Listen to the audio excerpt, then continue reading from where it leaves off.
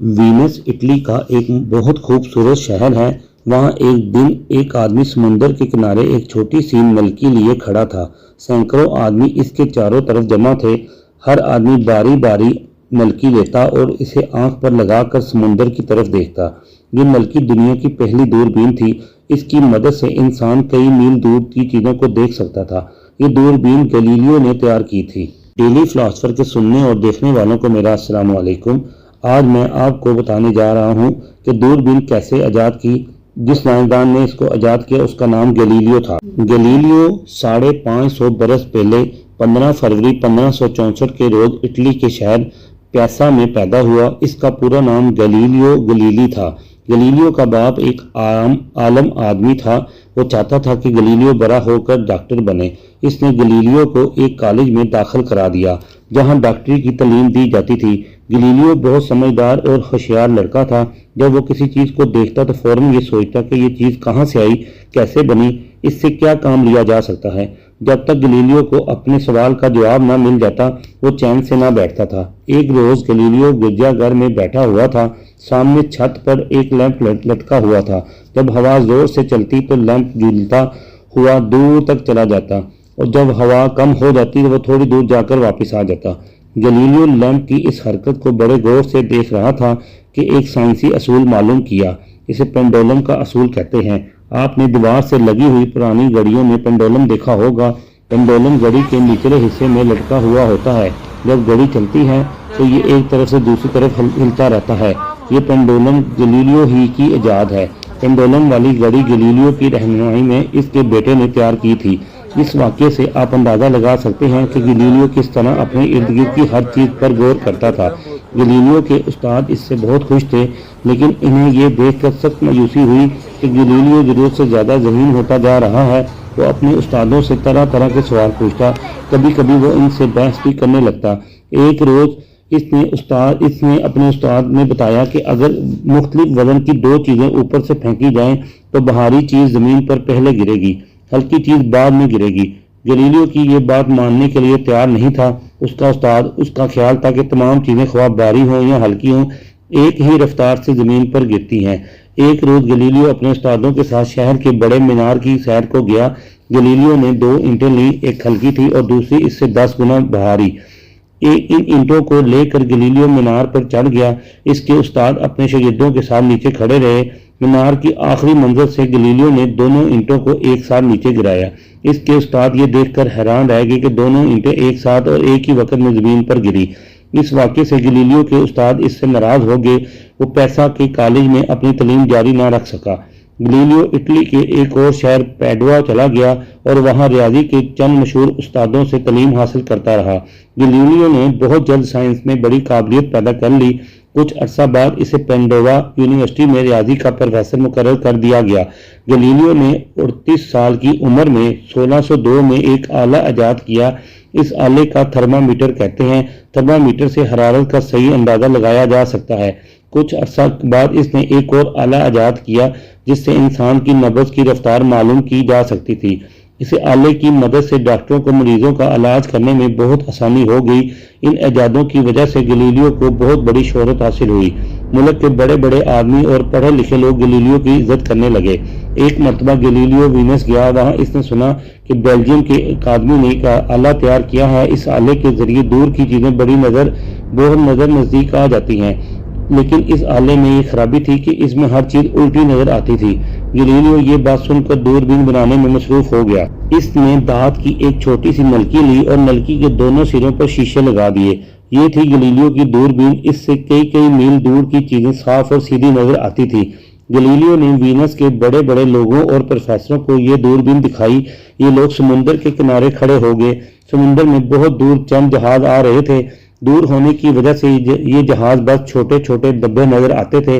لوگوں نے دوربین سے ان جہازوں کو طرف دیکھا تو وہ بہت نزدیک اور صاف نظر آنے لگے۔ اتنے صاف کہ جہاز پر کھڑے ہوئے ملا بھی صاف دکھائی دیتے تھے۔ دوربین کی ایجاد سے گلیلیو کی شہرت بہت بڑھ گئی۔ وینس کے لوگ دوربین کا جادو کا کھلونا سمجھتے تھے۔ دور دور سے لوگ دوربین کو دیکھنے کے لیے اس کے پاس آتے تھے۔ یہ لوگ اس سے درخواست کرتے کہ وہ ان کے لیے بھی ایک دوربین بنا دے۔ اس نے چند کاریگروں کو ملازم رکھ لیا اور دوربینیں بنانے لگا۔ گلیلیو اپنی دوربین کو بہتر بنانے کی کوشش کرتا رہا۔ کچھ عرصہ بعد اس نے ایسے شیشے تیار کر لیے جن سے دوربین کی طاقت بہت بڑھ گئی۔ اس نے ایک ایسی دوربین بھی بنائی جس میں دور کی چیزیں 30 گنا بڑی نظر آتی تھی۔ اس زمانے میں چاند، سورج، ستاروں کے متعلق انسان کو صحیح باتیں معلوم نہ تھی۔ لوگ یہ سمجھتے تھے کہ زمین ایک جگہ ٹھہری ہوئی ہے، سورج زمین کے گرد گھومتا ہے، چاند اور ستارے کسی چمکدار دھات کے چھوٹے بڑے ٹکڑے ہیں جنہیں آسمان پر جڑ دیا گیا ہے۔ کہکشاں کے متعلق یہ مشہور تھا کہ آسمان پر ایک راستہ ہے جس پر دیوتا چلتے ہیں۔ گلیلیو اپنی طاقتور دوربین سے سورج، چاند اور ستاروں کو دیکھتا رہتا تھا۔ اس نے لوگوں کو بتایا کہ چاند زمین کے گرد گھومتا ہے اور زمین سورج کے گرد گھومتی ہے اور اس ساری کائنات کا مرکز سورج ہے۔ کہکشاں دیوتاؤں کا راستہ نہیں ہے بلکہ ہزاروں لاکھوں ستاروں کا جھرمٹ ہے۔ یہ ستارے زمین سے بہت دور ہیں۔ چاند، سورج اور ستاروں کے متعلق اس زمانے کے پادریوں اور پروفیسروں نے جو باتیں مشہور کر رکھی تھی، گلیلیو نے ان سب کو غلط ثابت کر دیا۔ گلیلیو کی ان باتوں سے پادری اس کے دشمن ہو گئے۔ پادریوں کی مخالفت کی وجہ سے گلیلیو وینس چھوڑ کر ایک چھوٹے سے شہر فلورنس میں اپنی بیٹی کے پاس چلا گیا۔ گلیلیو اب بوڑھا ہو چکا تھا۔ اس کی بیٹی اپنے باپ کی بہت خدمت کرتی تھی اور اس کے کھانے پینے کا خیال رکھتی تھی۔ ضرورت کی ہر چیز اس کا فوری انتظام کر دیتی۔ گلیلیو اطمینان کے ساتھ ستاروں کے متعلق اپنی تحقیقات میں مصروف ہو گیا۔ دور دور سے نوجوان طالب علم گلیلیو کے پاس تعلیم حاصل کرنے کے لیے آتے تھے۔ پادریوں کو جب معلوم ہوا کہ گلیلیو کے خیالات تیزی سے پھیل رہے ہیں تو انہوں نے گلیلیو پر یہ الزام لگا دیا کہ وہ اپنے مذہب سے بھٹک گیا ہے، وہ بائبل کی تعلیمات کو جھٹلاتا ہے اور دوسرے لوگوں کو گمراہ کر رہا ہے۔ عیسائیوں کے مذہبی رہنما پوپ نے گلیلیو کو روم بلایا۔ وہاں مذہبی عدالت میں گلیلیو پر بے دینی کا مقدمہ چلا دیا گیا۔ عدالت نے گلیلیو کو حکم دیا کہ وہ اپنی باتیں دوسروں کو نہ سکھایا کرے، خاص طور پر یہ بات ہرگز منہ سے نہ نکالے کہ زمین سورج کے گرد گھومتی ہے۔ روم سے واپس آنے کے لیے گلیلیو پھر تحقیقات میں مصروف ہو گیا۔ اس نے ایک نیا آلہ تیار کیا۔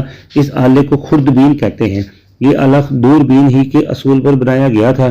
اس کے ذریعے نزدیک کی چھوٹی چھوٹی چیزیں بہت بڑی نظر آتی تھی۔ اس کے شیشے اتنے طاقتور تھے کہ آدمی کا بال جب ان شیشوں سے دیکھا جاتا تو ایک موٹی رسی کے برابر نظر آتا تھا۔ اس خوردبین کے ذریعے بعد میں مشہور سائنسدانوں نے بیماریوں کے جراثیم کا پتہ لگایا اور انسان کے خون میں ان ننھے ننھے ذرات کو دیکھا جو بیماری کے جراثیم کا مقابلہ کرتے ہیں۔ خوردبین ہی کی ایجاد سے سائنسدانوں نے بہت سی بیماریوں کو دور کرنے والی دوائیں ایجاد کی۔ گلیلیو نے کچھ عرصہ بعد ایک کتاب لکھی۔ اس کتاب میں اس نے چاند، سورج، تاروں اور زمین کے متعلق اپنے خیالات کو دلائل کے ساتھ بیان کیا اور بتایا کہ اس کائنات کا مرکز سورج ہے اور تمام چھوٹے بڑے سیارے سورج کے گرد گھومتے ہیں۔ روم کے مذہبی عدالت گلیلیو کو پہلے ہی حکم دے چکی تھی کہ وہ اپنے خیالات کو دوسرے لوگوں تک نہ پھیلائے۔ پوپ کو جب معلوم ہوا کہ گلیلیو نے یہ ساری باتیں ایک کتاب میں لکھ دی ہیں تو اس نے گلیلیو کو پھر روم طلب کیا۔ وہاں گلیلیو پر دوبارہ مقدمہ چلایا گیا۔ گلیلیو بہت برا ہو چکا تھا، کافی عرصہ سے بیمار بھی رہنے لگا تھا۔ لوگ گلیلیو کی عزت کرتے تھے لیکن پادریوں کے مقابلے میں اس کی مدد نہیں کر سکتے تھے۔ وہ اکیلا تھا۔ اس نے مذہبی عدالت کے ارکان کو یہ سمجھانے کی کوشش کی کہ مذہب کے خلاف نفرت پھیلانا نہیں چاہتا۔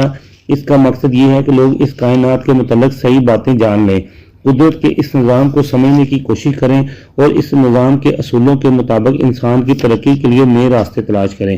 مذہبی عدالت گلیلیو کی باتوں سے مطمئن نہیں ہوئی۔ عدالت نے اس کو مذہب کے مخالف کا مجرم قرار دے دیا۔ عدالت نے اس کتاب کو ضبط کر لیا۔ گلیلیو کو دھمکی دی گئی کہ اگر اس نے اپنے خیالات کو نہ بدلا تو اسے سخت سزا دی جائے گی۔ عدالت کے حکم پر گلیلیو نے ایک کاغذ پر دستخط کر دیے جس میں لکھا گیا تھا سورج، چاند اور زمین کے متعلق اس کے نظریات غلط تھے اور اب وہ اس بات کا قائل ہو گیا تھا زمین ساکن ہے اور سورج اس کے گرد گھومتا ہے۔ گلیلیو جب عدالت سے باہر آیا تو اس نے اپنے ایک دوست سے کہا، میں بوڑھا اور بیمار ہوں، اس لیے میں نے ان کے کہنے پر یہ بات لکھ دی، لیکن میرے لکھ دینے سے حقیقت بدل نہیں سکتی۔ زمین سورج کے گرد گھوم رہی ہے اور گھومتی رہے گی۔ مذہبی عدالت نے گلیلیو پر طرح طرح کی پابندیاں لگا دی تھی۔ اسے اپنے شاگردوں سے ملنے اور تعلیم دینے کی اجازت نہ تھی۔ فلورنس میں وہ اپنی بیٹی کے مکان پر اکیلا پڑا رہتا تھا۔ گلیلیو دن بدن زیادہ بیمار ہوتا چلا گیا۔ کچھ عرصہ کے بعد وہ اندھا ہو گیا اور اس کے لیے لکھنا، پڑھنا اور تجربے کرنا ممکن نہیں رہا۔ گلیلیو 77 سال کی عمر میں 8 جنوری 1642 کے روز اس دنیا سے رخصت ہو گیا۔ گلیلیو کی موت کے بعد دوسرے سائنسدانوں نے اس نظریات پر غور کیا اور اس نتیجے پر پہنچے کہ گلیلیو ٹھیک کہتا تھا۔ گلیلیو کی بنائی ہوئی دوربین خوردبین میں سائنسدانوں نے بہت سی اصلاحی کام کیے۔ دنیا کے بہت سے ملکوں میں اب ستاروں کا مشاہدہ کرنے والی بڑی بڑی رصد گاہیں موجود ہیں جہاں طاقتور دوربینیں لگی ہوئی ہیں۔ ان دوربینوں کی مدد سے انسان نے مختلف سیاروں اور ستاروں کے لیے فوٹو لیے ہیں اور یہ معلوم کر لیا ہے کہ چاند، سورج اور دوسرے ستارے زمین سے کتنی دور ہیں۔ انہی دوربینوں کی مدد سے سائنسدانوں نے خلا میں پرواز کرنے کے متعلق طرح طرح کی معلومات اکٹھی کی ہیں۔ ان معلومات کے بدولت انسان نے چاند کو تسخیر کیا اور سائنس نئی بلندیوں تک پہنچی۔ آپ نے روسی ہوائی باز میجر گیگارین کا نام سنا ہوگا۔ گیگارین پہلا انسان تھا جس نے خلا میں پرواز کی اور زمین کے گرد ایک چکر لگایا۔ کیا آپ اس آدمی کا نام بتا سکتے ہیں جس نے پہلی بار خلا میں جان کر دیکھا تھا؟ یہ گلیلیو ہی تھا۔